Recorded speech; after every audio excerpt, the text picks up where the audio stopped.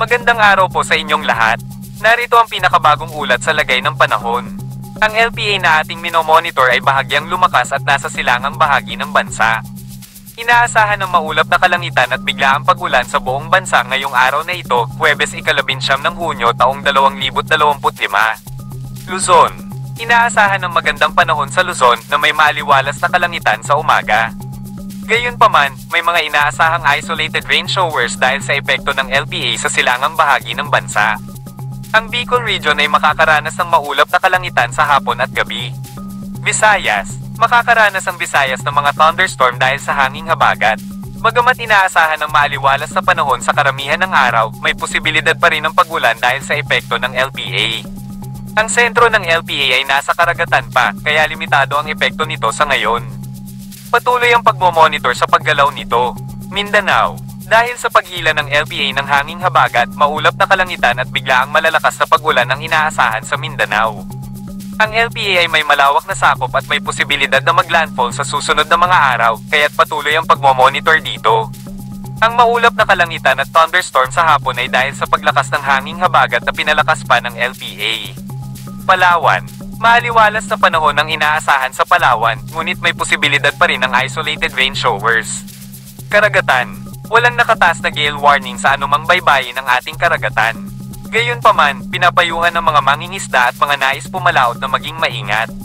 Babala. Maging alerto po ang lahat dahil sa mga buwan na ito ay inaasahan ng pagbuhos ng mga bagyo o LPA.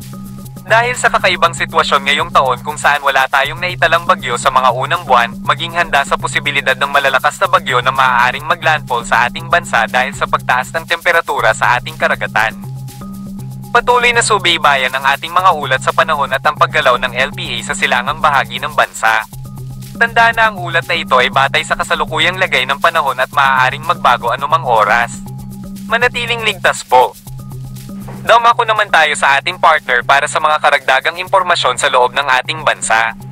Narito ang ating pinakahuling satellite image kung saan may minomonitor tayo muli na low pressure area sa loob ng ating Philippine Area of Responsibility. Itong low pressure area na ito, posible pa rin naman ito magdala ng maulap na papawirin at mga kalat-kalat na pag-ulan, pagkidlat at pagkulog sa La Union, Pangasinan, Zambales, Bataan, Cavite, Batangas, Oriental Mindoro, pati na rin sa may Occidental Mindoro.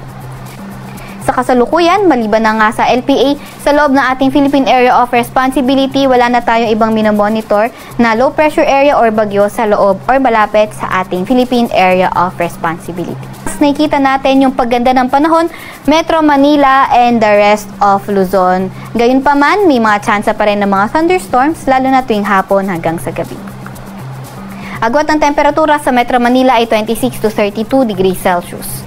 18 to 25 degrees Celsius sa may Baguio, 26 to 32 degrees Celsius sa may Lawag, 26 to 35 degrees Celsius sa may Tugigaraw, 25 to 32 degrees Celsius sa Legazpi at 25 to 30 degrees Celsius naman sa may Tagaytay.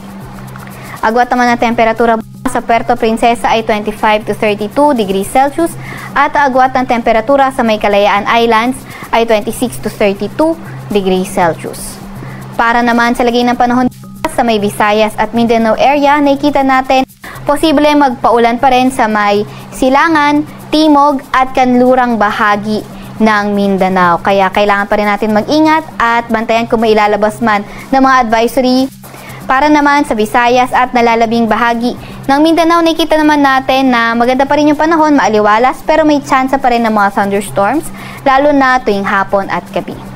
Agwat at temperatura bukas sa Cebu ay maglalaro mula 26 to 32 degrees Celsius. 27 to 33 degrees Celsius sa may Iloilo, 25 to 33 degrees Celsius sa may Tacloban, 24 to 33 degrees Celsius sa may Cagayan de Oro at Zamboanga, at 25 to 33 degrees Celsius naman sa may Davao.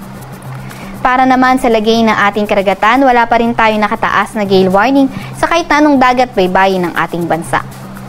Para naman sa 3-day weather outlook ng mga pangunahing syudad natin, sa Metro Manila, Baguio City, Legazpi City at malaking bahagi ng Luzon, currently nga ay wala pa rin tayong nakikitang mga weather system na posibleng magdala ng pangmatagalan o pangmagdamagan ng mga pag-ulan, kaya partly cloudy to cloudy skies pa rin yung ating inaasahan with chances of localized thunderstorms. Agwat ang temperatura sa Metro Manila ay 25 to 33 degrees Celsius. 17 to 25 degrees Celsius sa may Baguio City at 25 to 32 degrees Celsius naman sa may Legazpi City. Para naman sa mga pangunahing syudad, sa may Visayas area, nakikita natin sa Metro Cebu until Friday, posible nga yung partly cloudy to cloudy skies at pagdating ng weekend ay posibleng maging maulan. Sa Iloilo City naman ay nakita natin yung mabuting panahon Friday until Sunday at sa may silangang bahagi ng Visayas, pati na rin sa may Tacloban City, Friday until Sunday posible ngang maging maulan. Kaya lagi tayong mag-antabay sa mga ilalabas na advisory na ating mga Regional Services Division. Agwat ng temperatura sa Metro Cebu ay mula 25 to 32 degrees Celsius, 26 to 33 degrees Celsius naman sa may Iloilo City at 25 to 32 degrees Celsius sa may Tacloban. Para naman sa mga pangunahing syudad sa may Mindanao area, nakita nga natin sa Metro Davao, Zamboanga City, Friday until Sunday, posibleng maging maulan sa mga araw na yan. Subalit dito, mostly sa may Cagayan de Oro City, ay Friday to Sunday, asahan naman natin yung partly cloudy to cloudy skies condition at may chance pa rin ng mga localized thunderstorms. Agwat ang temperatura sa Metro Davao from Friday to Sunday ay 24 to 31 degrees Celsius, 25 to 33 degrees Celsius sa Cagayan de Oro City at 24 to 32 degrees Celsius naman sa may Zamboanga City. Sa Kalakhang, Maynila, ang araw ay lulubog ng 6:27 ng gabi at sisikat ng 5:28 ng umaga.